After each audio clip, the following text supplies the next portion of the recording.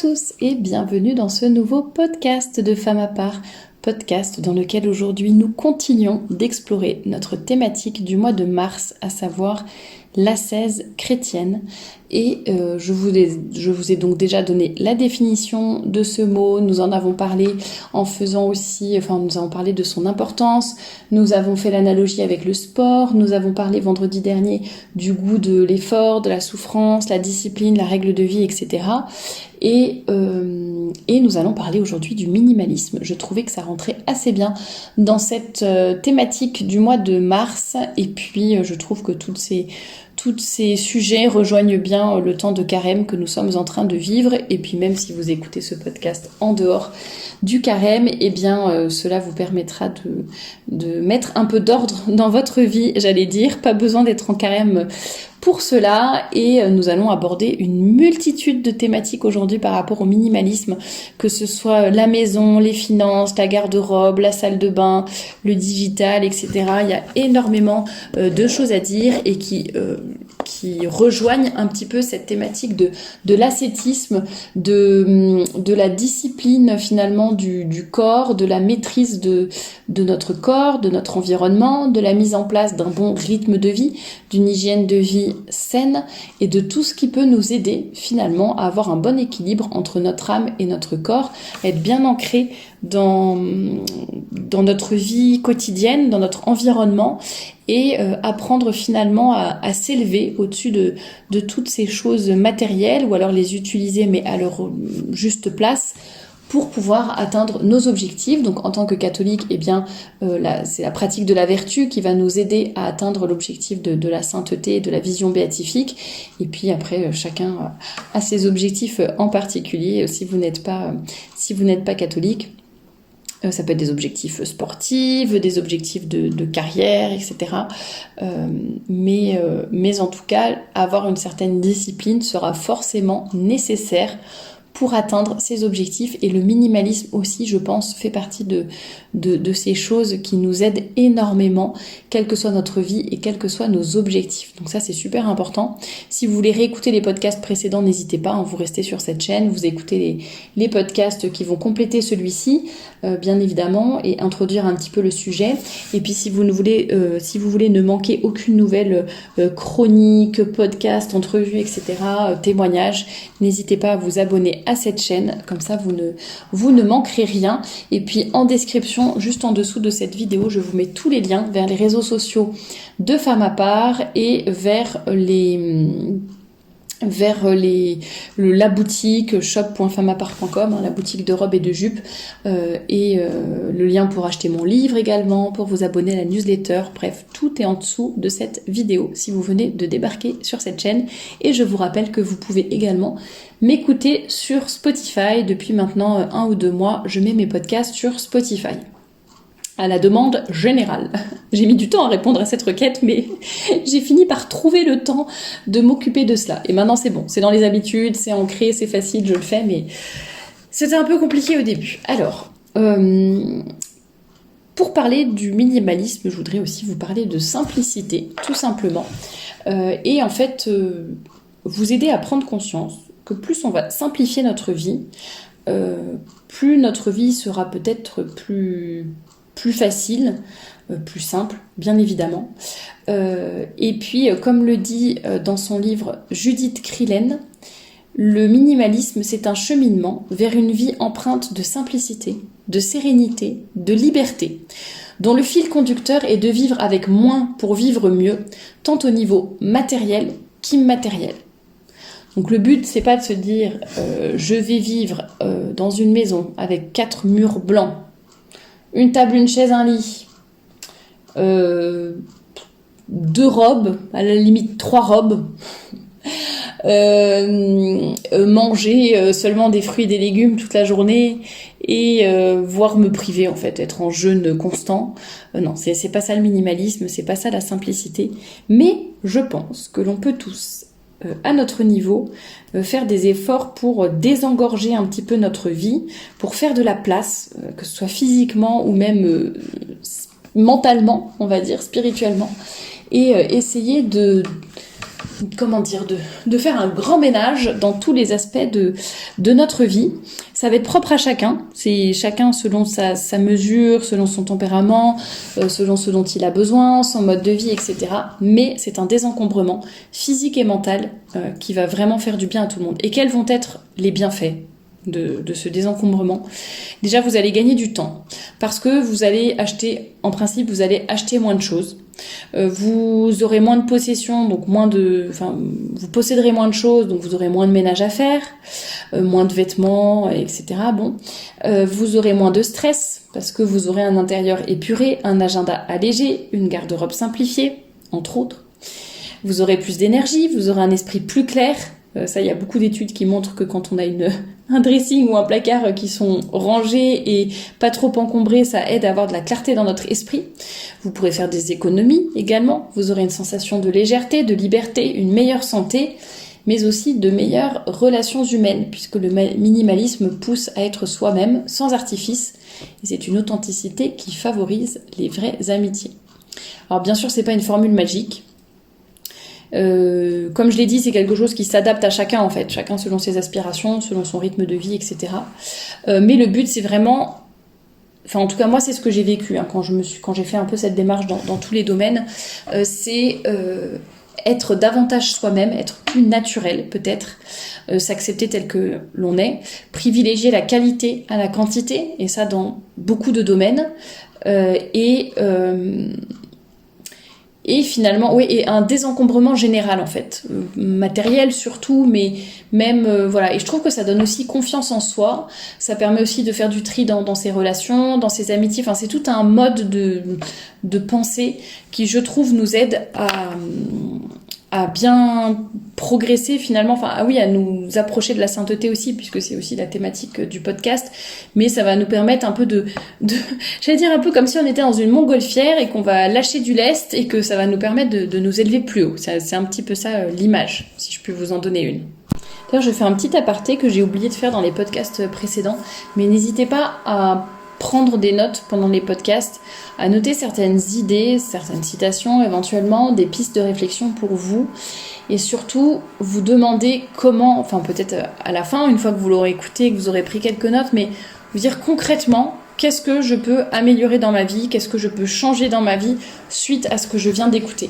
Je pense que les podcasts, il ne faut pas les écouter de façon passive, il faut vraiment en tirer après des leçons ou des conséquences, ou pas d'ailleurs, parce que parfois c'est peut-être des choses qui vous intéressent pas, ou que vous avez déjà mises en place dans votre vie, mais quand c'est des choses un petit peu peut-être nouvelles, ou des idées comme ça, dites-vous, concrètement, moi, qu'est-ce que je peux faire dans ma vie pour mettre ça en pratique, que ce soit l'ascèse, le minimalisme, la discipline, la volonté, etc. Bon voilà, je le rappelle tout simplement. Et puis, que nous dit, donc là en fait c'est des extraits ce que je vous lis, donc c'est Judith Krillen qui a écrit Minimalisme, la quête du bonheur et de la liberté par la simplicité. J'en avais déjà un peu parlé sur le blog il y a 6 ans, ça ne me rajeunit pas, il y a 6 ans, oulala. Bon, et donc elle donne par exemple des idées comment appliquer au quotidien. Donc elle parle de son assiette, elle dit manger moins mais manger mieux, éliminer les aliments transformés, cuisiner de façon simple, planifier ses repas de la semaine, manger lentement, etc. Être attentif à son corps, à la sensation de satiété et tout. Elle parle du porte-monnaie, adopter la modération, se contenter de peu, éviter les achats impulsifs, suivre ses dépenses et son budget, mettre de côté de l'argent, etc.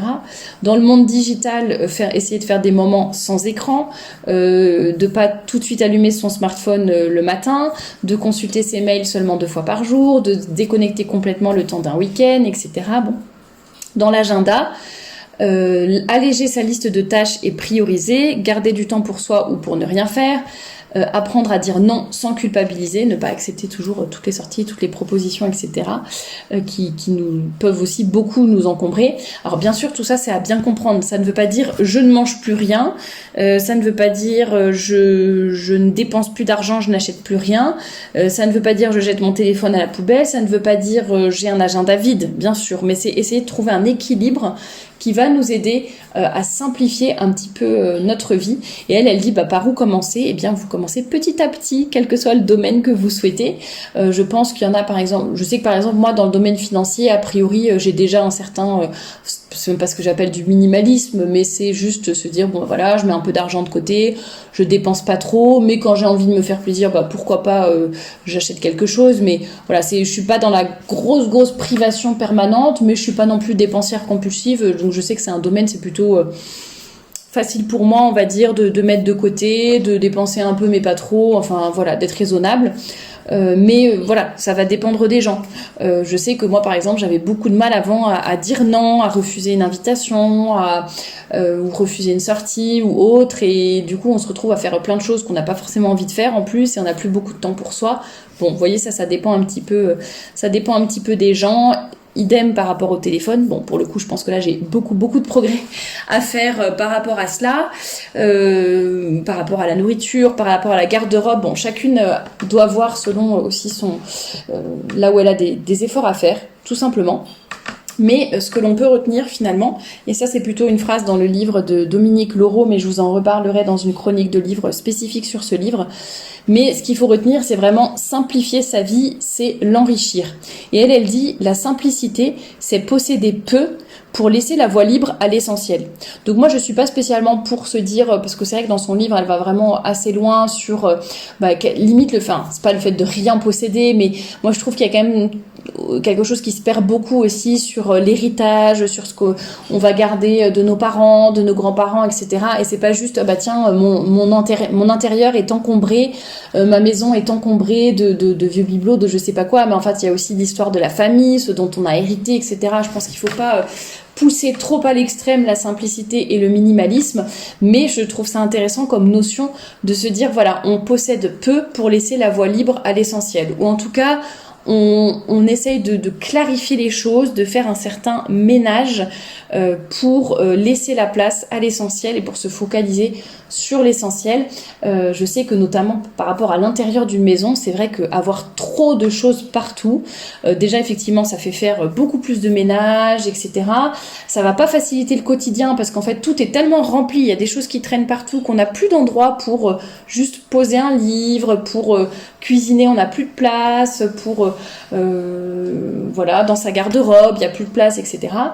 Tout devient un peu compliqué et en plus, ça ne repose pas les yeux et l'esprit. Moi, je sais que quand je désencombre visuellement, alors ça ne veut pas dire que je n'ai rien, j'ai quelques bibelots, j'ai quelques plantes, j'ai quelques fleurs, quelques statues, etc. Pas de problème, mais en quantité quand même raisonnable, ce qui fait qu'il y a plusieurs endroits où j'ai de la place pour poser des choses, ou par exemple quand vous recevez chez vous et que les gens arrivent et qu'en fait tout est tellement déjà rempli qu'il n'y a aucun endroit pour accrocher son manteau, il n'y a aucun endroit pour poser son sac à main, je sais pas si vous recevez de la famille chez vous et en fait il n'y a même pas un endroit où ils peuvent mettre leur trousse de toilette ou suspendre leur serviette de toilette, voilà, parce que tout est tellement déjà rempli et encombré. Eh bien ça vous facilitera la vie et la vie de vos invités aussi si c'est désencombré, et puis même ça fait tellement du bien à l'esprit quand il n'y a pas tout c'est pas une question de rangement uniquement, là je parle pas du bazar, mais je parle vraiment du nombre d'objets et de laisser des espaces vides entre guillemets. Bon, je sais que c'est quand on vit dans des petits espaces c'est pas toujours facile, mais éviter d'empiler des choses à outrance, etc. Essayer vraiment de simplifier les choses, de vider un petit peu. Et puis, et en fait, on se sent mieux généralement, physiquement, spirituellement, mentalement, quand on a tout ça. Et elle parle aussi du silence dans ce livre-là, d'avoir un peu de la disponibilité aussi. Elle va évidemment parler de la garde-robe. Et sur la garde-robe, ce qui est intéressant notamment, c'est de se dire, souvent les femmes ont une garde-robe qui déborde, mais elles disent qu'elles n'ont rien à se mettre. Donc, vous voyez bien que le fait de posséder, d'avoir beaucoup de choses, d'avoir des choses remplies, n'est pas forcément significatif de bonheur, d'épanouissement. J'ai des tonnes d'habits, mais je suis contente, comme ça je peux changer tous les jours. Non, en général, vous porterez toujours la même chose.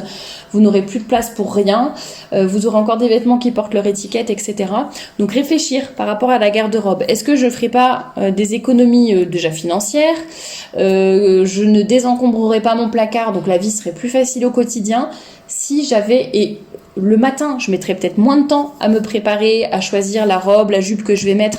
parce que j'aurai moins de choses et j'aurai dans mon placard uniquement des choses qui conviennent à ma silhouette, qui conviennent à ma morphologie, qui me vont bien, qui me mettent en joie. Donc ça va me permettre finalement de gagner du temps, de me sentir bien, etc. Juste en ayant moins dans ma garde-robe, mais en achetant, ça veut pas dire que je n'achète rien, mais j'achète uniquement des choses qui me vont vraiment et que je vais vraiment porter, uniquement des choses qui me mettent en valeur, que j'ai envie de porter, dans lesquelles je me sens à l'aise, confortable. Après, il peut y avoir des petites exceptions pour justement, je sais pas, une soirée, un mariage, des trucs comme ça. Bon, on peut aussi avoir des vêtements qu'on porte moins souvent, mais voilà. Et pour dire les vêtements qui mettent en joie, ça rejoint un petit peu ce que disait Marie Kondo dans son livre La magie du rangement. J'ai oublié de vous en parler quand je parlais de la maison, de la décoration, mais le livre est dans la bibliographie du blog si ça vous intéresse. Mais il y a toute une démarche intéressante. Tout n'est pas forcément à prendre, mais voilà, ça peut vous donner quelques idées. Et puis vous voyez, ça aide aussi à la modestie de façon générale, par rapport à votre garde-robe, aux finances, etc., dont on a parlé. Tout ça, ça aide aussi à la modestie générale, pas que vestimentaire. Et puis, vous voyez, rien que le fait d'avoir une garde-robe adaptée et un peu plus minimaliste, ça vous permet de gagner du temps, de gagner de l'argent, de vous sentir mieux, de vous sentir libre, de plus avoir cette espèce de carcan ou cette espèce de réaction épidermique devant votre placard à dire « je n'ai plus rien à mettre ». Voilà, vous aurez des choses adaptées et ça sera bien plus facile. Éliminer tout ce qui est, ça c'est valable pas que pour la garde-robe, mais tout ce qui est troué, que vous n'arrivez, qui est trop abîmé pour être porté. Pareil dans votre maison, soit c'est des choses que vous réussissez à réparer et à remettre en route, soit vous donnez, vous vous en débarrassez, vous rachetez, mais ne pas garder des choses inutiles, cassées, qui ne servent plus, trop abîmées. Dans les vêtements c'est pareil. On peut garder des vêtements abîmés par exemple pour faire du sport, du ménage, de la peinture ou je ne sais quoi, mais à un endroit particulier. On ne garde pas dans sa garde-robe indéfiniment des choses qui de toute façon ne sont pas portables. Pareil, faire du tri dans les placards de la cuisine, avoir une bonne visibilité sur ce qui nous reste en réserve, qu'on n'arrive pas à la date de péremption, etc. etc. Vous voyez, toute cette démarche un peu de minimalisme, de tri, de rangement va nous aider dans plein d'autres domaines.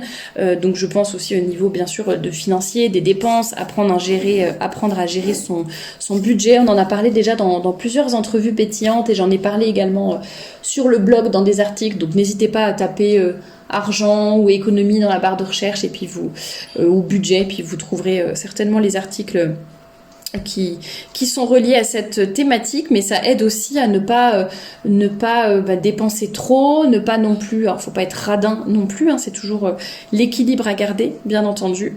Le minimalisme dans la salle de bain également est tout à fait possible et même conseillé. Et moi, ce que je trouve intéressant dans tout ce qui est beauté au naturel, minimalisme côté salle de bain, c'est que en fait c'est ce qui est aussi adapté à notre corps, à notre peau, à notre façon de vivre.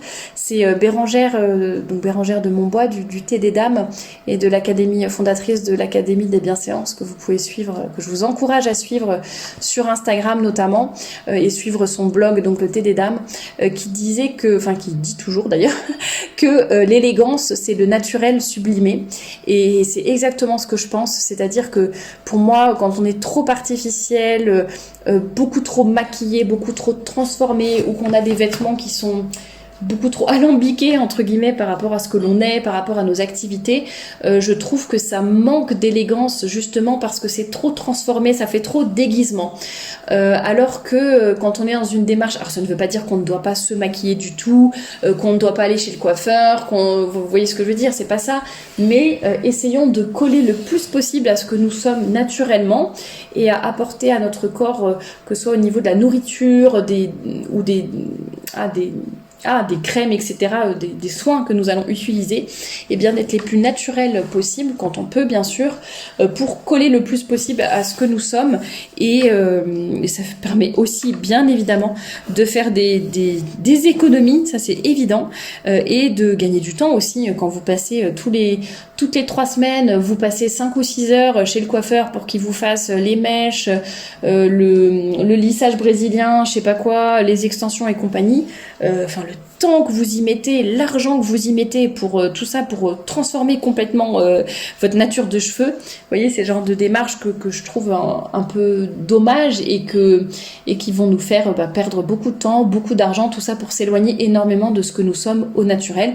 Encore une fois, je ne dis pas qu'il ne faut ni s'épiler, ni se maquiller, ni se faire de brushing, ni améliorer telle ou telle chose. Ça n'est pas mon propos, je pense que vous l'aurez compris. Mais en tout cas, d'essayer de tendre le plus possible peut-être vers quelque chose de naturel et essayer de refléter à l'extérieur ce que nous sommes à l'intérieur. Et puis voilà, essayons de gagner finalement en qualité de vie et de nous rapprocher d'une simplicité, comme je le disais au début, qui va améliorer notre quotidien. Et ça ne veut pas dire que l'on va aller vers quelque chose, vers le minimalisme. Ça n'est pas le minimum, ça n'est pas la tiédeur, c'est pas juste je fais le minimum vital et je m'en sors comme ça, je suis un peu tiède dans ma vie, que ce soit ma vie spirituelle ou ma vie de façon générale, je suis un peu flegmatique, paresseux, etc. Sous prétexte de minimalisme. Non, c'est pas du tout ça. C'est vraiment d'essayer de simplifier sa vie, de faire de la place pour l'essentiel, d'avancer, de se désencombrer pour mieux avancer finalement. Et c'est en ça que je trouve que ça rejoint l'ascèse, c'est-à-dire ça va être une certaine discipline, une certaine hygiène au quotidien, mais qui va nous permettre ensuite de nous élever et d'avancer vers notre ou nos objectifs, notre objectif final ou nos petits objectifs, nos petites étapes petit à petit. Donc ça, je trouve que c'était intéressant de faire un rappel sur ce minimalisme. En tout cas, je vous invite vraiment à faire du tri dans votre vie de façon générale. Je pense qu'il y a beaucoup de choses que l'on fait, ou des personnes avec qui on est en contact, ou la composition de notre garde-robe, ce qu'on mange, nos placards, etc. On accumule, et finalement on s'encombre. Ça n'est pas utile, ça nous fait perdre du temps et de l'argent. Donc je vous invite vraiment concrètement à faire du tri aujourd'hui. Faire du tri, que ce soit dans votre garde-robe, faire du tri dans vos contacts de téléphone, faire du tri dans vos placards de cuisine ou dans votre frigidaire, faire du tri dans votre placard, votre cellier, l'endroit là où vous mettez tout, vous empilez tout sans trop réfléchir. Et bien de temps en temps, ouvrir et ranger. Ça fait du bien. Ça veut pas dire d'ailleurs que vous allez forcément jeter quelque chose, pas du tout. L'autre jour, j'ai fait un tri dans mes placards de cuisine, j'ai rien jeté. Loin de là, j'ai juste réordonné pour que ce soit beaucoup plus facile, parce que je perdais un temps fou à essayer de chercher est-ce que j'ai encore ça en réserve, pas en réserve, parce que en fait, au fur et à mesure, j'empilais les réserves et du coup, j'arrivais plus à voir ce qui était en dessous ou derrière. Voilà, c'est juste déjà me faciliter la vie en réordonnant tout ça, et puis éventuellement redécouvrir, ah mais tiens, il me reste encore une boîte de telle chose, ça fait longtemps que j'ai pas cuisiné ça, hop, je vais m'y mettre. Voilà, ça peut être ça aussi. Donc en tout cas, je vous encourage à faire du tri, que ce soit dans votre garde-robe, dans vos placards, de façon générale, dans votre vie, et puis essayer de mettre en place justement une hygiène de vie peut-être un peu plus simple, un peu plus ascétique, et qui va vous aider à aller de l'avant et à atteindre vos objectifs. En tout cas, vous l'aurez compris, c'est ce que je vous souhaite en ce temps de carême et en ce mois de mars consacré donc à la thématique de l'ascèse, c'est de réussir à avoir une bonne hygiène de vie, un bon rythme de vie, surtout beaucoup d'équilibre, de progresser, de toujours vouloir progresser en fait, étape par étape, même si c'est petit pas par petit pas, mais en tout cas avancer pour ne pas reculer, pour ne pas tomber, et toujours aller de l'avant finalement, et toujours vouloir se rapprocher du bon Dieu. C'est tout ce que je vous souhaite, et je vous dis à très bientôt pour un nouveau podcast.